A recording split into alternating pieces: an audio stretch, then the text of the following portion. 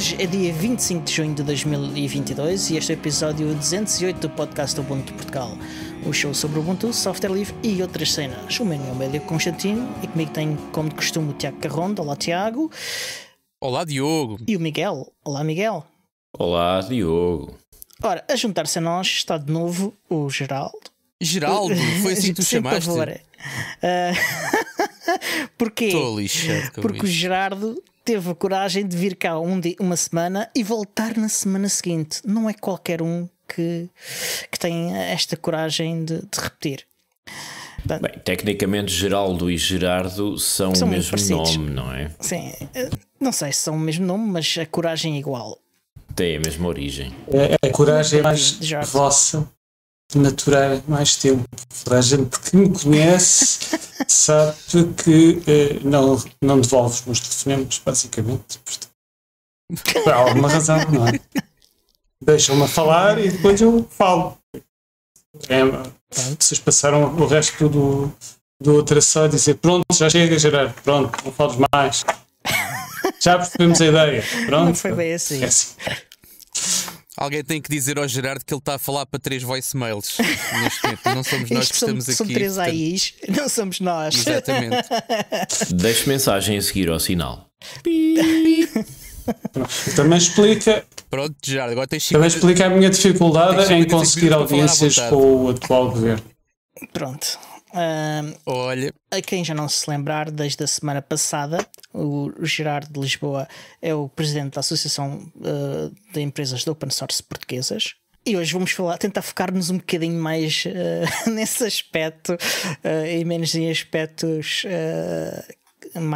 filosóficos gerais ligados ao software livre e ao open source. Muito bem-vindo de volta. E eu não sei se ficou claro na semana passada, mas eu vou supor que nós discutimos demasiado questões filosóficas e talvez não tenha ficado. Qual é a missão da ESOP? A missão da ESOP, decidimos simplificar as coisas. E a missão da ESOP é promover o mercado do open source empresarial em Portugal, de modo a garantir que o open source, ou código livre, tem iguais oportunidades para se ingrar e captar mercado como qualquer outra tecnologia mais ou menos fechada, qualquer outro tipo de abordagem. E a pergunta que depois todos os meus interlocutores fazem quando eu lhes falo das nossas missões e das nossas ações, a pergunta o que a ESOP ganha com isto, eu tenho que explicar. A ESOP ganha porque se código livre for mais adotado pela sociedade, pelas organizações, pelas empresas, pelas pessoas, haverá mais uso, haverá mais comunidades, haverá mais pessoas que usam e que se interessam. Haverá mais, por consequência, existirão mais empresas que prestarão serviços e criarão produtos e open source que se associarão à ESOP e pagarão as cotas. E daí, agora, é uma volta muito longa. É certo. Mas, digamos, o ganho societal que advém do uso do código livre, não confundir com o código aberto. Aberto pode ser de diversas formas. O código livre pressupõe uma ideia de partilha, uma ideia de comunidade, uma ideia de contribuição até do utilizador de volta à comunidade. Um código livre é um código que permite que agora se convencionou falar de economia circular, em que o utilizador contribui de volta à comunidade que o fornece, que o ajuda.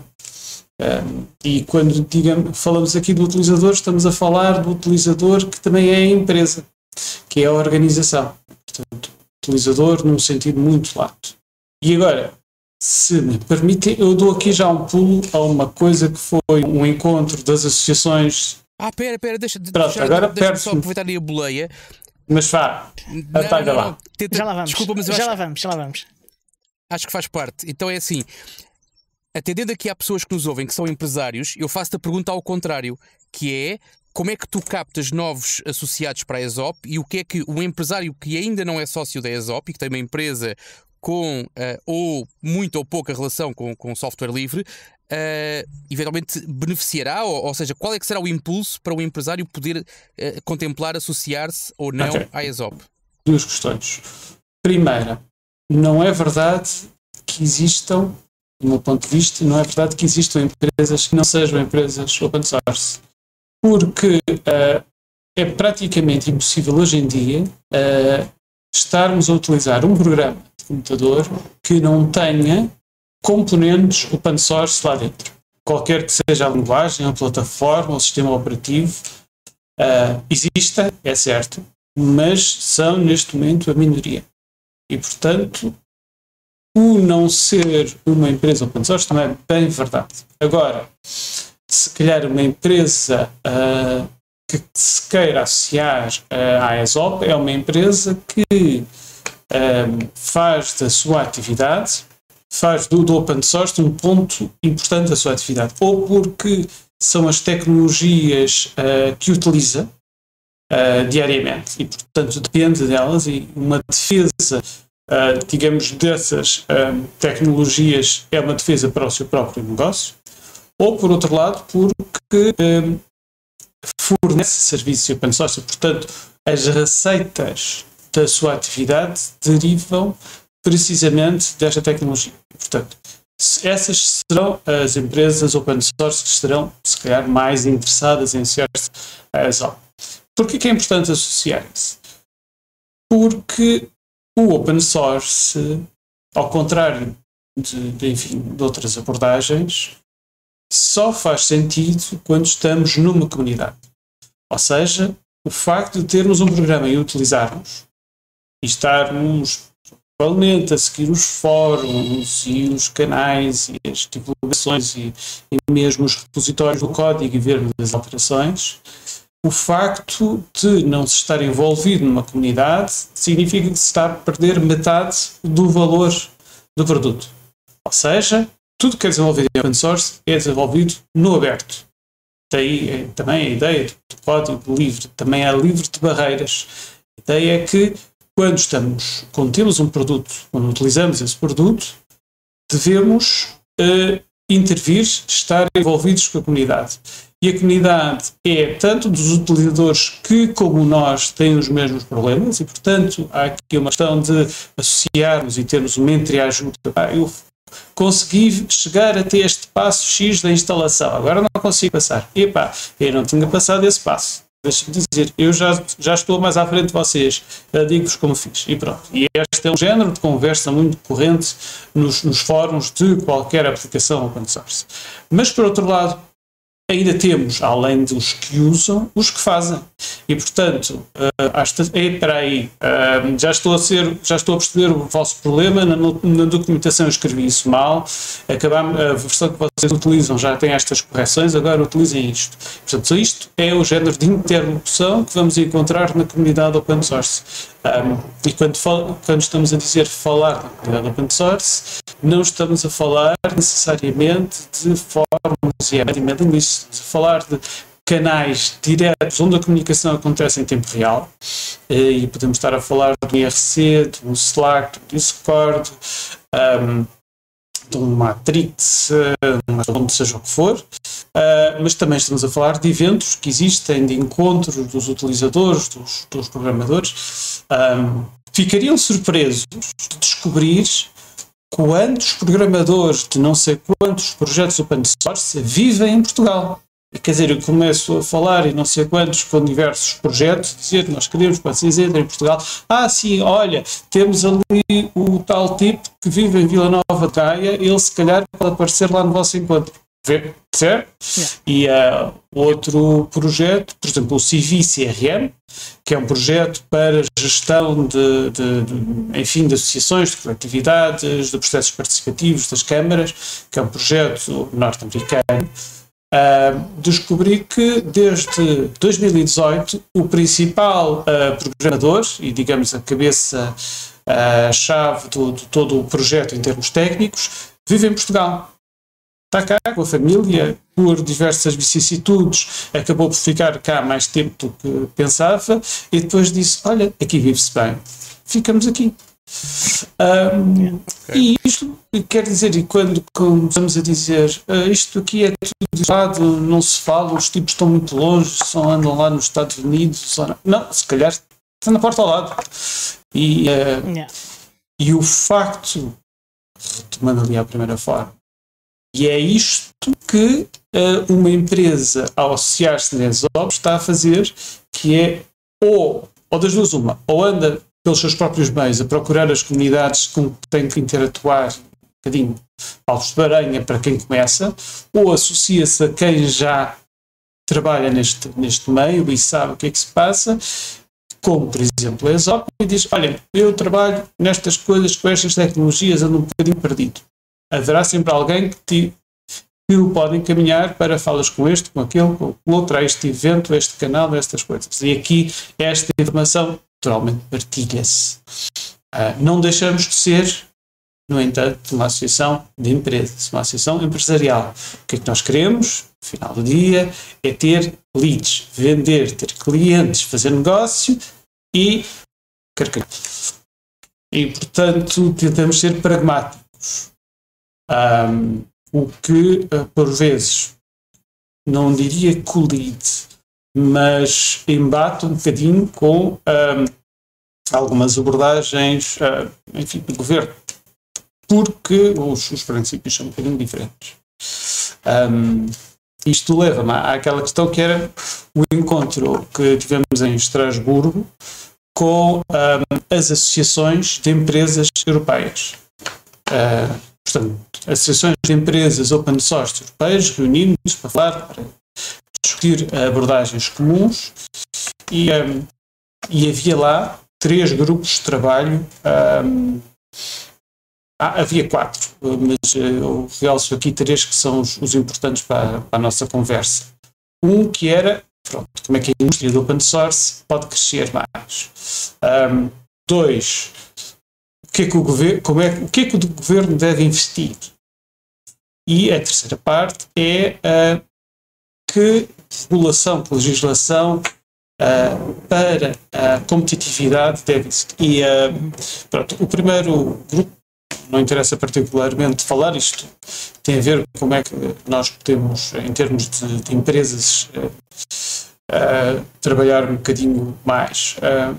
Mas se calhar tem algum interesse falarmos um bocadinho daquilo que nós, como ESOP, levamos para a discussão, sobre o que é o investimento que o governo deve fazer para promover o open source. Sim. E aqui a questão base, e que eu gosto de fincar, que é, não estamos aqui à questão da subsídio da dependência, de procurar dependência. O importante para um governo, qualquer que ele seja, para investir no open source, é investir no open source. Ou seja, por missão, por ambição, por estratégia, por interesse, deve escolher investir em open source. Ou seja, um programa, uma aplicação, uma solução tecnológica, o que deve procurar é que ela seja open source. E pode fazê-lo de duas formas, ou adotando uma coisa que existe, ou naquilo que contrata explicitamente indicando que tudo que é feito, desenvolvido, produzido é publicado publicamente, usando licenças open source e relacionados. Eu tenho já aqui uma pergunta. Aqui há uns episódios, já vai a data de publicação deste episódio, já vai há algum tempo. Nós discutimos um bocadinho as políticas da Comissão Europeia relativamente ao software livre e ao open source, e a forma como essas políticas se destinam à forma como a própria Comissão usa software e produz serviços internamente para as várias diretoriados da Comissão Europeia e para as várias agências da União Europeia. não sei se estás a par, mas suponho que estejas a par dessa política de preferência e de participação e de incorporação do open source como conceito no próprio funcionamento da Comissão Europeia. Estou aqui a deixar passar um aviãozinho que a par. Obrigado, Gerardo. Eu não diria que agora são passos tímidos, porque eles criaram um OSPO, ou seja, um Open Source Program Office, portanto, traduzindo é Núcleo de Apoio ao Open Source. Portanto, já é uma tentativa de organização do esforço de Open Source, mas temos de ter em consideração que a Comissão Europeia, no seu todo, é uma coisa muito grande. E, portanto, é de facto uma coisa e a gestão de tecnologia, daquilo que eu me observo, ainda continua um bocadinho em silos, ou seja, cada direção e a comissão, cada um tem as suas estratégias, não existe ainda uma estratégia comum tecnológica. Quer dizer, existe uma estratégia comum, mas existe uma grande autonomia dos vários diretorados da Comissão. Existe, no entanto, a Digit, que é o diretorado responsável pelo IT, que tende a ser o prestador de serviços de tecnologias de informação para os outros diretorados. E o Digit está de facto muito apostado o Digit concordo nesta estratégia. Aliás, o nosso secretário de Estado da Transição Digital foi o responsável pela Digit até há relativamente pouco tempo, o que me dá uma grande esperança de que se haja pelo menos uma replicação parcial destas ideias no nosso governo. Mas o que eu vejo, e vejo de muito perto, há de facto aqui, pelo menos na Digit, uma grande adoção de software livre, e vejo que há uma crescente adoção desta mesma estratégia pelos outros diretorados, até mesmo recorrendo aos serviços da própria Digit. Sim, mas ainda não é generalizado. Não há aqui uma... Ou seja, eles recorrem ao Digit e é a Digit que basicamente encaminha esse processo. Mas não creio que ainda existe, que já exista do ponto de vista das restantes, enfim, das restantes direções, das restantes organizações internas, uma ideia do que é open source. Enquanto isso não há... Isso talvez não, a nível das lideranças dessas e isso pode provocar, e é algo que já se viu noutras situações, pode provocar depois um certo retrocesso, porque não há, aí está, novamente, uma integração com as comunidades open source do ponto de vista desses clientes. Ou seja, eles ficam afastados da comunidade.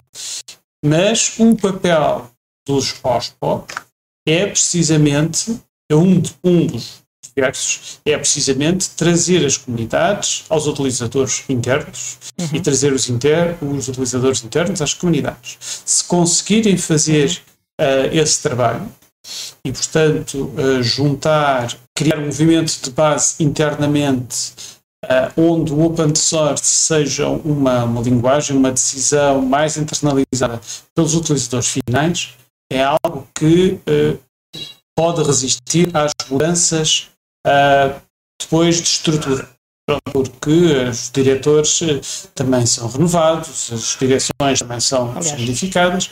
Aconteceu agora mesmo com o conselho do Mário Campo Largo e com agora não me lembro do nome da nova diretora, mas julgo que ela trabalhava com ele de alguma forma. Sim. Há uma continuidade. Há uma continuidade. Aliás, eu noto que a estratégia está a ser perseguida na mesma, e há de facto esse esforço que tu dizes de tentar integrar as formas de funcionar e a participação da comunidade. É um esforço que eu vejo no dia a dia. Mas pronto, estamos a falar de uma macroestrutura que é a Comissão Europeia, que é muito grande. Mas passarmos à ideia de fazer isso dentro de empresas nacionais com a nossa dimensão, mesmo que não sejam as grandes, mas outras de uma dimensão mais média, também é importante que mesmo esses utilizadores internos sejam, como se diz, interessados a participar nas comunidades. Ontem estava precisamente a falar de uma coisa que provavelmente vamos avançar com a Odoo. Vocês conhecem provavelmente como a aplicação de gestão financeira, que foi... Mais do que isso. Mas gestão financeira, gestão das massas, basicamente, e da organização de uma empresa, que recentemente, começou à volta do ano 2000, foi adotada como a ferramenta de ensino dentro do Instituto de Ciências de Contabilidade de Lisboa, o ISCAL. Agora não estou a dizer bem o nome, mas porque é o ISCAL. E outras escolas também em Portugal. E o nosso desafio à empresa que está aí à frente, passando de publicidade, que é a Think Open, mas que vocês veem aí também nos anúncios por todo lado, sim. É a ideia de criar uma comunidade. Todas as autoestradas em Portugal. À beira de todas as autoestradas em Portugal, há cartazes da Odoo por todo lado. E também, mas por outro lado, também vem de alguns dos parceiros como este. E a ideia que é algo que ainda não existe cá em Portugal, é criar uma comunidade dos utilizadores da aplicação. Não são os utilizadores programadores, que são, mas não são assim tantos. Estão basicamente concentrados nos parceiros da Odoo cá em Portugal. Mas é a ideia dos utilizadores, daqueles que usam a ferramenta. E há muitos, provavelmente são umas dezenas de milhares de utilizadores desta plataforma cá em Portugal. A ideia é criar precisamente uma comunidade. Aí está a ideia é criar uma comunidade, para já promovê-la, criá-la e depois tentar que ela se autossuporte, autossolimente e que continue diretamente. Quer dizer, vemos isso com outras aplicações e temos que fomentar que isso não existe com estas soluções de open source.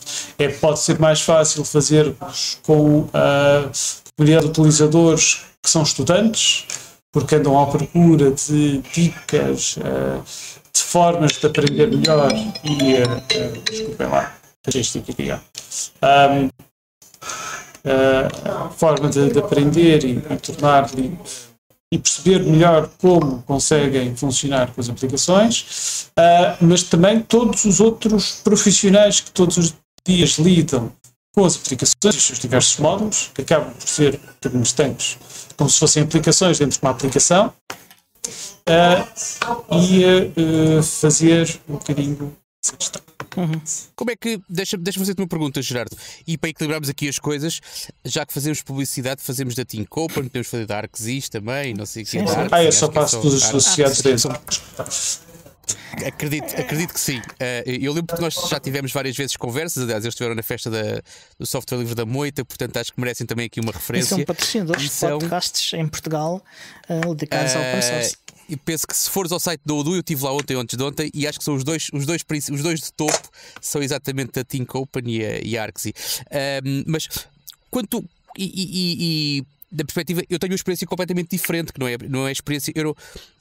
A relação que eu tenho com comunidades, ou mesmo em associação com a Ansol, não é nunca numa perspectiva de fomentar o negócio dos meus associados. E a ESOP tem um desses objetivos, disseste isso agora mesmo. Qual é que é a relação da ESOP? Ou seja, quando a ESOP diz vamos criar aqui uma comunidade, os associados da ESOP não sentem de alguma maneira que o seu negócio possa ser afetado pelas perguntas e respostas que vão sendo esclarecidas dentro no seio das comunidades, que possam de alguma maneira tirar rendimento? Ora, é muito bem que faz essa pergunta, porque os associados também me fazem essa pergunta. Eu ignoro. Desculpa lá, estamos aqui numa comunidade. Se vocês não querem que os utilizadores falem do vosso produto ou falem mal da vossa empresa, portem-se melhor. Acabou-se. Não, isto não tem nada. Essa questão não se pode pôr. E também, aliás, uma das questões também me punha, deixa-me só dizer-te, que era quando eu falava de fazer encontros dos programadores e não sei quantos, depois há empresas que nos roubam, ouçam, pagam-nos melhor, tratem-nos melhor e eles não vão-se embora. Portanto, isso não é uma questão. E, portanto, desbronquem-se. É a resposta. Agora, se fizeste essa pergunta a um membro do governo, ele, muito polidamente, vai dizer exatamente a mesma coisa que eu disse. De outra forma... Sim. Então, estamos alinhados, eu concordo contigo, mas o receio que existe é um bocado, ou seja, a defesa que tu tens do teu negócio e da tua o teu negócio, pronto, essencialmente é isso, acaba tudo no mesmo. Pode levar a resistência no que toca a este tipo de ações. Mas o Miguel queria dizer qualquer coisa. Não, quer dizer, essa coisa do portem-se melhor para não perderem isso, que vocês estão a insinuar que nós estamos num mercado livre. Se o código é livre, o mercado tem de o ser. Mas é que vocês pronto, está bem. Há quem acredite que estamos num mercado livre e em que há livre concorrência entre competidores. Tudo bem. Eu também acreditei no Pai Natal até aos 5 anos. É assim, com software neste nível livre, da conversa eu acredito que sim, que o mercado é livre, sim. Quando falamos de software livre e na capacidade de ao utilizar este tipo de tecnologias licenciadas desta forma, pelo menos as barreiras que impedem ou que dificultam a mudança de fornecedores está de facto reduzido, não é? Não há uma criação de barreiras, dificuldade da interoperabilidade ou impedindo a legalidade e até a capacidade técnica de alguém mudar de um para o outro. Claro que há sempre outras barreiras e há sempre outras coisas, mas se há um meio em que de facto há menos barreiras e maior liberdade no mercado, é no meio de software livre. Não, eu concordo com isso tudo e digo mesmo mais, é o mercado onde o mercado é mais livre, porque imagina, contratas um software a uma empresa qualquer que dá apoio técnico a esse software. Não vou dizer desenvolver, porque depois pode haver questões de licenças pelo meio, mas dá apoio técnico a um determinado software. Tu chegas à conclusão que o apoio técnico não é grande coisa, ou que eles não são muito bons, ou falham aqui e ali. Podes trocar de operador, ou seja, podes recorrer a outra empresa que preste esse mesmo apoio técnico, se calhar em melhores condições, porque o código é aberto e não estás numa situação de lock-in, em que quem te vende o software te torna dependente dele, um bocadinho como o traficante de drogas, não é? Agora ficas aqui... E se quiseres ir para outro prestador de serviços, não podes, porque o código é nosso e ninguém vê. Sim. Portanto, sim, nesse sentido é muito mais livre. Há sempre aquela barreira deles de terem que ganhar o conhecimento suficiente para conseguirem dar esse suporte. Mas é menos uma barreira. Sim, exatamente. Pelo menos a barreira legal deixa de existir. Sim. Aliás, pronto. Vindo do mercado muito, muito fechado, cheio de ferramentas proprietárias, eu posso dizer que há muitas plataformas que depois têm vários parceiros e é muito comum o cliente a certa altura decidir renovar parceiros e troca uns e põe outros. E é verdade que quem vem também fica um bocadinho a estranha, a tentar perceber o que é que havia documentação, o que é que o cliente faz, o que é que o cliente pensava que tinha instalado e que depois acaba-se por descobrir que não tem. A vantagem, quando é o código livre, é que não pode vir depois alguém dizer não, olha, esse pedacinho de código e não sei quantos sobre o qual se baseia o negócio do cliente, nós não o vendemos. Enquanto nós estivemos lá, estava a uso. Agora que nós estamos, vocês não podem usar. Nem podem olhar para ele. É nosso. Sai. E o cliente fica... E no código livre, quer dizer, se está assente numa licença livre e reconhecida como tal, essa questão não se põe. E a questão que aqui também insistimos com os nossos associados, que é... os clientes, se queremos, uma canção do Sting, se queremos captar um cliente, devemos deixá-lo livre. Muito bem. Deixa-me fazer mais uma pergunta, também pensando aqui nas pessoas. Já ouvi por diversas vezes tu referires, eu não sei se ficou gravado ou se foi naquelas conversas que nós temos antes e depois dos episódios, portanto, mas acho que não é nenhuma inconfidência. Se for, manda-me calar de repente, que eu consigo dar a volta. Mas tu falas várias vezes no sentido de cada vez que nós falamos de uma terra qualquer em Portugal, tu quase sempre rematas com isso é um ótimo sítio para fazer um evento. Ou isso é um ótimo sítio para fazer um evento. Isso é ótimo.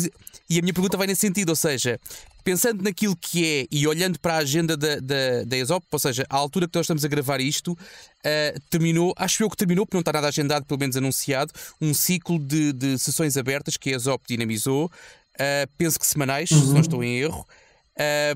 E a minha pergunta vai nesse sentido, ou seja, que tipo de eventos mais pontuais, ou seja, mais fechados em comunidades, ou sessões abertas online, ou eventos presenciais, ou seja, coisas de dimensão nacional ou internacional, que coisas é que a ESOP tem neste momento na calha para os próximos tempos? Ou seja, alguma coisa que tu queiras dar visibilidade a quem nos ouve e que esteja também a poder planear a sua vida no futuro?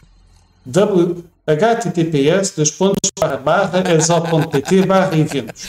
Nós começámos a fazer isso um bocadinho na desportiva, há um ano atrás, e dizer, vamos captando aqui comunidades, projetos que vão tendo meetups e coisas assim. E de repente tínhamos uma catadupa de eventos open source em Portugal, eventos internacionais com centenas e centenas de pessoas, conhecido no mundo inteiro, e que nós captamos porque, pronto, ligámos o radar, o que há daí de open source pelo mundo, que diga Portugal, e de repente descobrimos, provavelmente já passou nesta altura, que era a WordCamp Europe, mas em setembro temos, se eu não estou enganado, uma PythonCon Portugal. Temos JungleCon Europe, que é uns dias antes, pela terceira vez seguida em Portugal. Os organizadores já passaram a bola. Que mais vamos ter? Vamos ter, embora não seja muito do nosso lado, outros eventos que agora não estou a lembrar. Em outubro será o evento dos prémios de abertura ESOP 2022, que será em Braga, e em setembro também haverá teremos as jornadas Open Source da Associação de Bibliotecários, Arquivistas e Documentalistas, que já existia. Nós tropeçámos nela e vamos lá participar. Isto também para dizer uma coisa, nós não nos vamos substituir às comunidades. A partir do momento em que existe uma comunidade que tem um evento, nós vamos tentar promover, mas não vamos substituir. Aliás, vamos tentar evitar ter eventos sobre essas datas, porque não faz sentido falarmos sobre elas. Deixa-me só aqui ver. E há aqui um evento importante. Talvez referir o Drupal Days. Exato. Também. Drupal também Days é julho. Sim. Também é em setembro. Ok, já são muitas coisas. Espera, desculpa, acho que é outubro. Ok. É 7 de outubro, Drupal Day. Ok. Drupal Dev Day, sim. Só vou aqui à procura de uma coisa, já vos vou dizer qual é. Há uma quantidade enorme de eventos, de facto. O difícil é escolher a qual queremos ir, se tivermos uma capacidade limitada de ir a eventos. 5 e 6 de dezembro, Open Source Summit no Japão, Diogo, se quiseres. Esse é um bocadinho longe. Julgo que é agosto, é em Austin. No carro do Tiago. O Open Source Summit, NA, portanto, North America. Era o que eu estava aqui a pensar. Mas isso, pronto, nesta altura já passou, que era 14 a 17 de julho, o 14º Encontro Nacional de Fab Labs. que também vamos tentar estar lá presentes, que é mesmo com a federação de todos os Fab Labs, ou seja, estamos a falar do hardware open source. Portanto, os fazedores em código aberto de milhares das coisas e dos laboratórios e de comunidades, que é um movimento muito interessante. Temos também, não é diretamente open source, mas queremos que tenha passe a ter uma componente, que é o Lisbon Games Week, que, se não me estou enganado, é em novembro. E estamos a trabalhar com um movimento que é Digital Valley, que tenta, digamos, criar um movimento de todas as empresas produtoras de videojogos em Portugal. Enfim, e o nosso propósito depois de nos associarmos deles é convencê-los. E curiosamente há muitas. Eu acompanho podcasts de vários criadores de jogos e espantosamente há muitos. Aliás, quem, por exemplo, conseguiu ir à Comic Con em Portugal, esta é uma comunidade, os criadores de jogos também costumam estar presentes.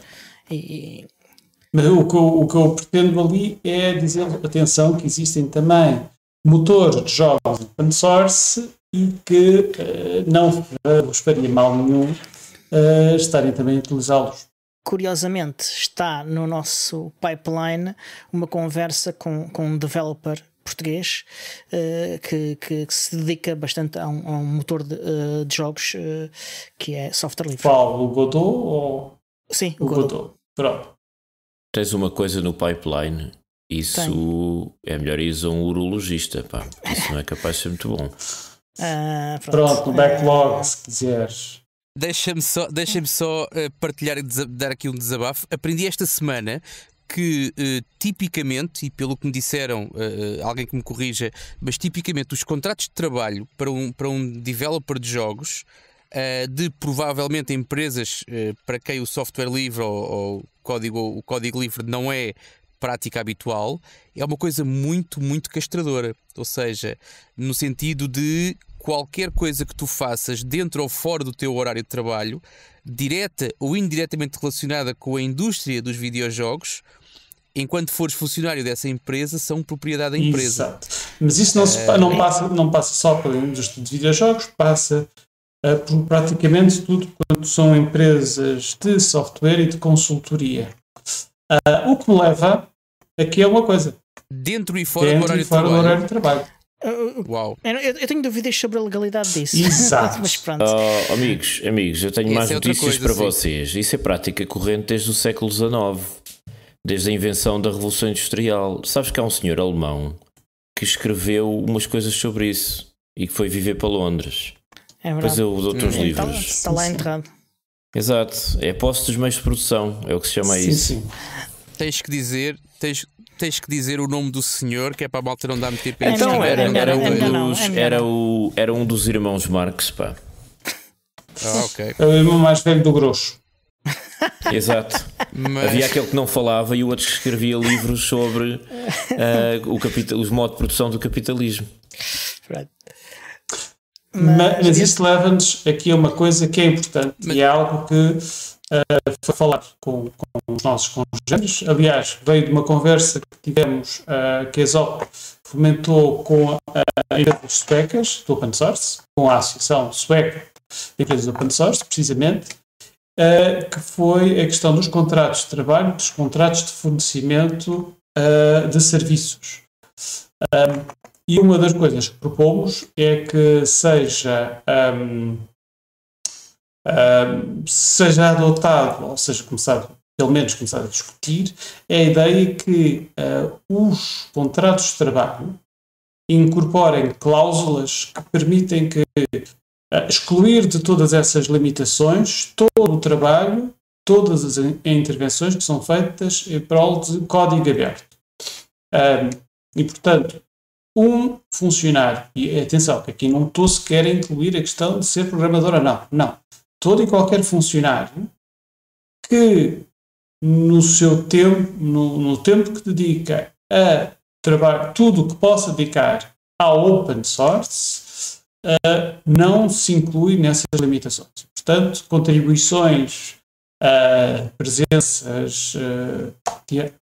Mas estás a falar dentro do horário de trabalho, ou seja... Eu diria por isto um bocadinho mais vago.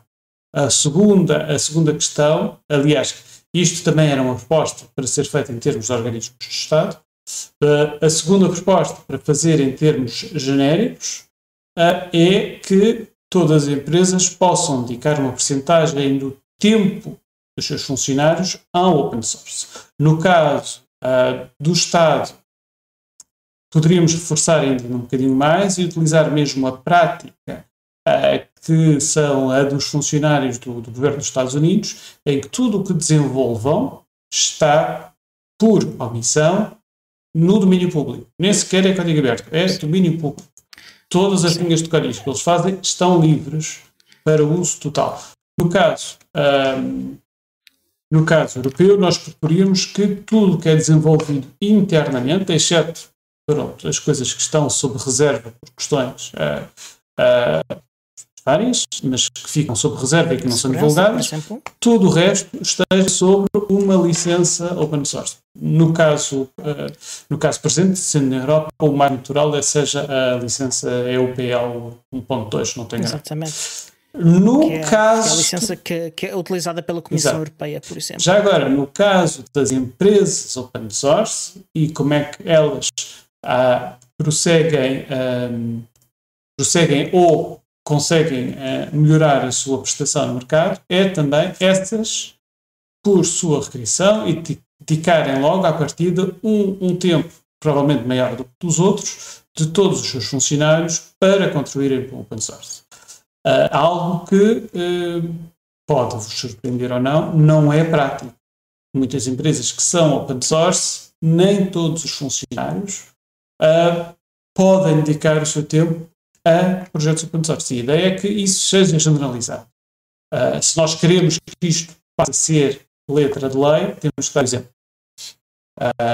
Portanto, as empresas open source têm que assumir esse compromisso. É um investimento. Atenção, porque é um investimento do seu tempo. Isso leva-nos a outra coisa, que o investimento todo, que era outra forma que os governos podiam financiar open source, é considerar como investimento, em termos das diversas abordagens fiscais, todas as contribuições que uma empresa faça para o open source. Ok. Eu levantei esta lebre porque parece uma distância grande, ou seja, quando tu apresentas um produto, lá está, como tu disseste há pouco, dos motores de jogos que são de código livre, já há aqui algum trabalho que tem que ser feito junto de quem não utiliza ainda esse tipo de ferramentas. Agora, quando a prática habitual de uma organização, e não é uma em específico, pelos vistos é global, e há umas que são muito piores ainda do que aquelas coisas básicas que eu referi agora. Mas não referiste o pior. Quando a bitola... Não referiste o pior. É que há um período de contenção após terminar o contrato. Sim, é frequente. Sim. Ou seja, durante, e às vezes isso foi muito polémico lá na costa oeste dos Estados Unidos, que era um período em que, depois de seres num sítio, não podias estar a fazer tarefas ou estar envolvido com coisas que se parecessem sequer com o sítio de onde vieste. Uau. Não, houve pior ainda.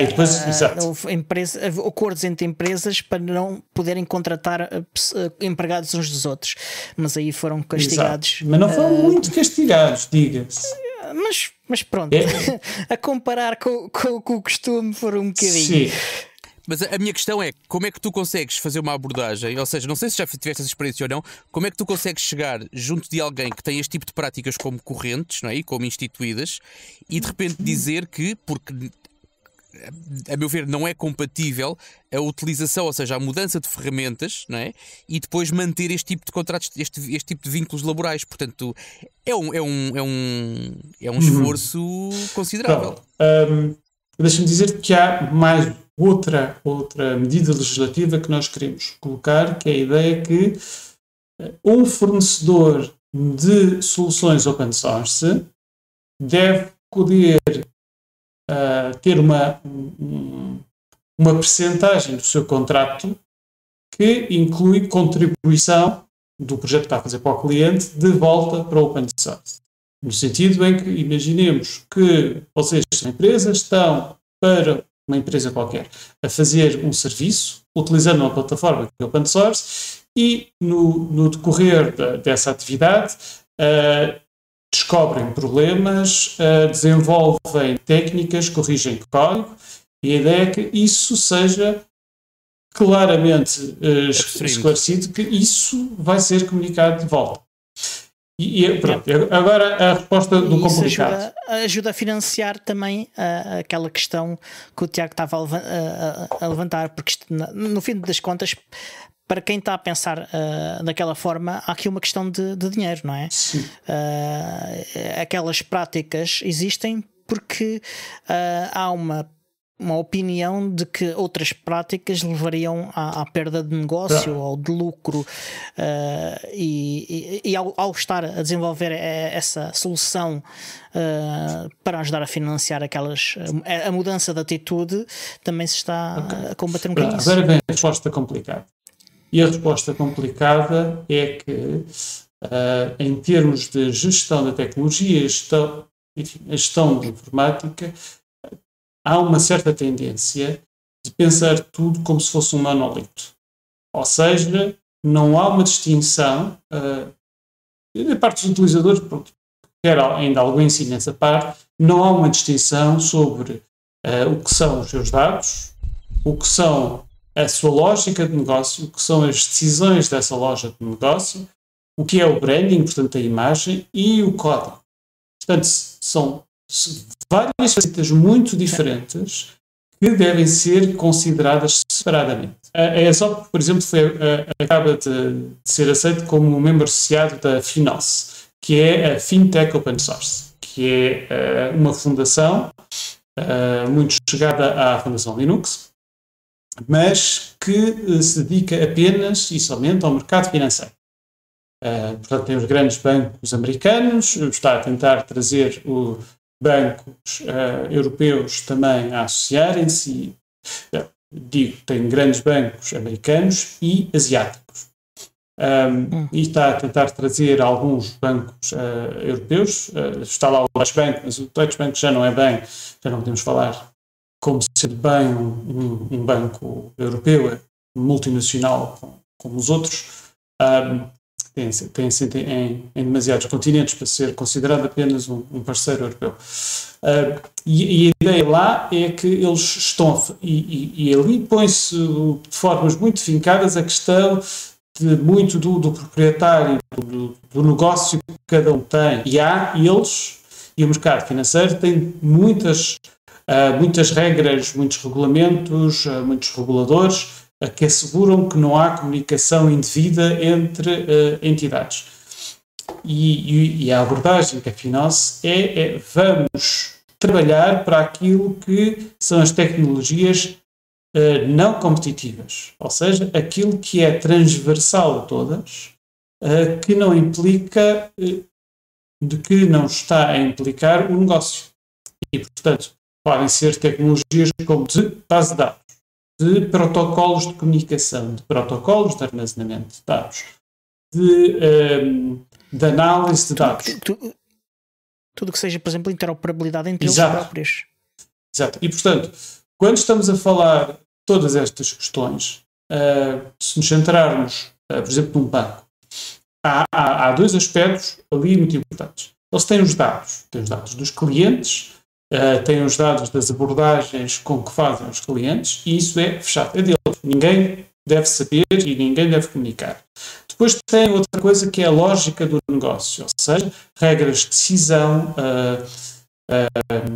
processos de negócio, este quadro que eu aqui tenho, é precisamente quadros de negócio, modelos de decisão, que são hoje em dia baseados em determinadas normas, que é o BPMN, o DMNN, o CMMN, muitos N's, que quer dizer Modeling Annotation. Portanto, tudo isso são normas, portanto, que correm sobre motores de gestão de negócio, orquestração de negócio, de gestão de tabelas de decisão, coisas que podem ser muito complicadas, mas o que é complicado não são estas plataformas, é a lógica que o banco desenvolveu, que tem lá o seu negócio. E, portanto, transpondo isto, por exemplo, para o universo dos jogos, o que é importante no jogo não é a plataforma, porque muitos usam, muitos dos jogos, vocês vão ver, que utilizam 2, 3 plataformas globalmente. A Godot, aliás, é uma das melhores cotadas e sendo open source, não me importa nada de falar sobre ela aqui. Portanto, tudo o que se faz para que essa plataforma funcione melhor não entra em competição de uma empresa com a outra, porque o que se melhora para uns vai melhorar os outros também, mas os outros também vão melhorar por sua parte a plataforma e, portanto, isso também beneficia. O que é proprietário de um jogo? O design, o branding, as regras do jogo, o mapa ou a estratégia que aquilo está. Essa é a parte que realmente está fechada, não conta. Mas agora, se eu faço isto, mas nos meus tempos livres, eu sou um artista plástico e, portanto, isso não tem nada a ver. Não tem nada a ver. Portanto, corta. Está bem delimitado. Aliás, onde queremos no open source é ajudar essas partes. Portanto, por exemplo, os motores para tradução são essas coisas. Agora, se eles estão a desenvolver, por exemplo, um algoritmo que prediz melhor o movimento de determinados personagens no jogo e tudo mais, pronto, ok, aí podemos dizer, sim senhor, isso é algo que é mais privado, não deve transpor os outros. Por outro lado, se eles estão a fazer trabalho em termos de melhorar algoritmos que são públicos, provavelmente de algum trabalho académico e o querem promover academicamente, para que sejam melhorados e sejam revistos pela comunidade académica, têm que os publicar. Ao publicar esse algoritmo, quer dizer, está no aberto. Podem dizer isto é só para ser utilizado por nós. Não. Ou quem publica para o público, não é? Dono do nome, não é? Quer dizer, não há como vedar isso. Se contratam como é que é? A abordagem que eles fazem em relação às universidades. Se eles contratam uma universidade para fazer determinado trabalho, como, por exemplo, um algoritmo de inteligência artificial para os ajudar no jogo, é certo e sabido que esses académicos irão beber desse trabalho que fizeram para a sua teoria, no seu percurso académico, para publicar artigos e tudo mais. E, portanto, essa parte podem ficar, muitas vezes o que há um período que diz, não vais publicar nada sobre isto durante 6 meses. Tudo bem, publicar um artigo, às vezes aquilo leva 1 ano a ser aprovado, não faz diferença. Mas agora, se alguém está a fazer um jogo, agora podia-se pôr, se alguém está a fazer um jogo indie no seu passatempo e está a trabalhar numa empresa de jogos, ou bem que isso está muito bem declarado, ou pode haver aqui um bocadinho de competição que tem que ser abordada. Sim. Mas quando tu deste o exemplo do artista plástico, se eu for um artista plástico e se estiver no meu contrato que tudo o que eu faço fora do meu horário de trabalho e que se possa relacionar com a indústria do videojogo é também propriedade da empresa, quer dizer que a empresa pode apropriar-se do meu trabalho. É um mau contrato de trabalho. E pode aproveitar esse trabalho. É um mau contrato de trabalho. É um mau contrato de trabalho e deve ser invalidado. E eu não sei se é um contrato de trabalho legal sequer.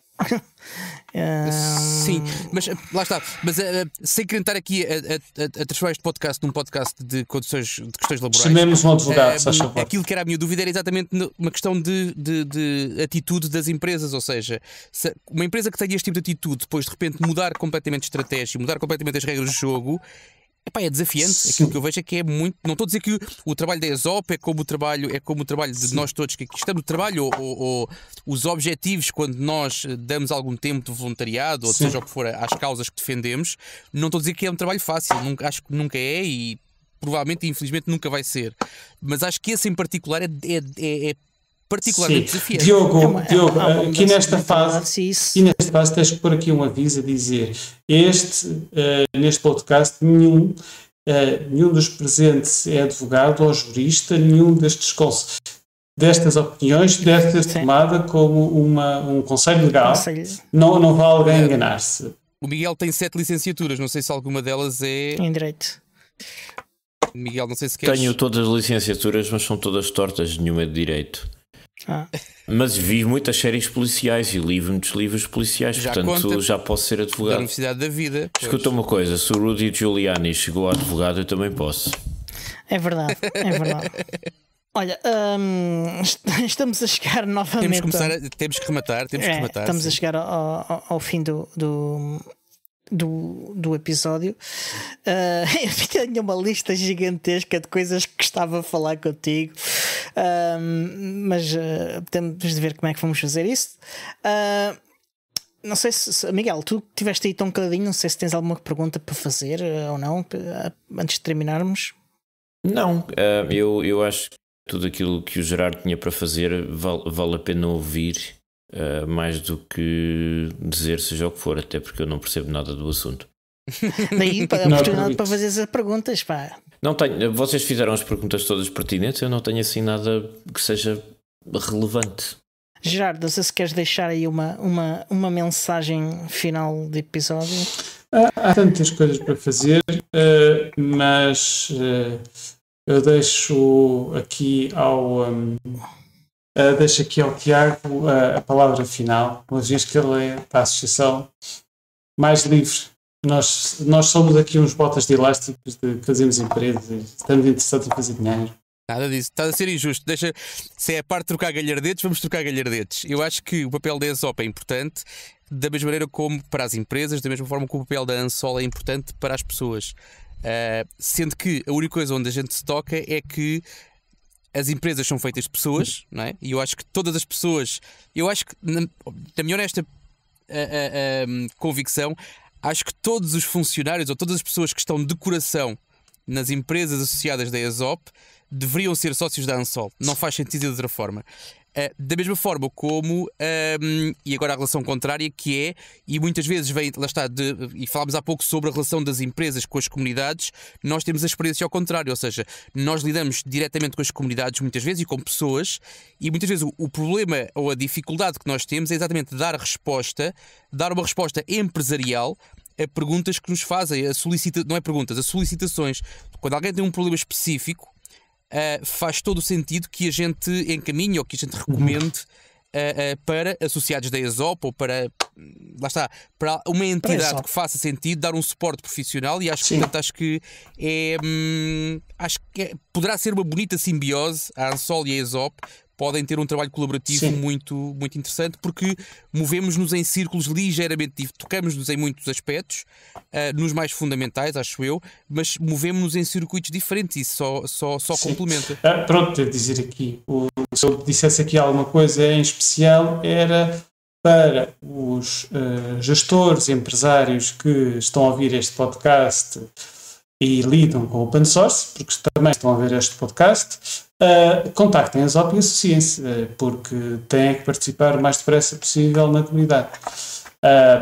E só para vos dar se calhar termino aqui apenas com uma novidade, que é como para quem esteve a ouvir o episódio anterior, falei da questão da ESOP estar a furar a bolha e falar com várias comunidades, e a mais recente, digamos, aquisição ao contacto vai ser com a Linux Professional Institute, e vamos estar a promover empresas formadoras para fazerem cursos de certificação cá em Portugal da LPI.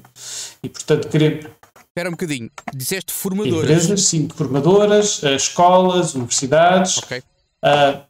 É porque a certificação LPI em Portugal era feita apenas por uma entidade que eu tivesse conhecimento. Eu fiz esses exames no passado e existe exatamente esse problema, ou seja, tu consegues de forma relativamente simples, desde que tenhas a agenda naquele dia da semana, naquele período muito particular, fazer o exame. Agora, a formação foi uma coisa que está ausente. De facto, havia lacuna. E nós queremos que haja muita oferta e variada de formação.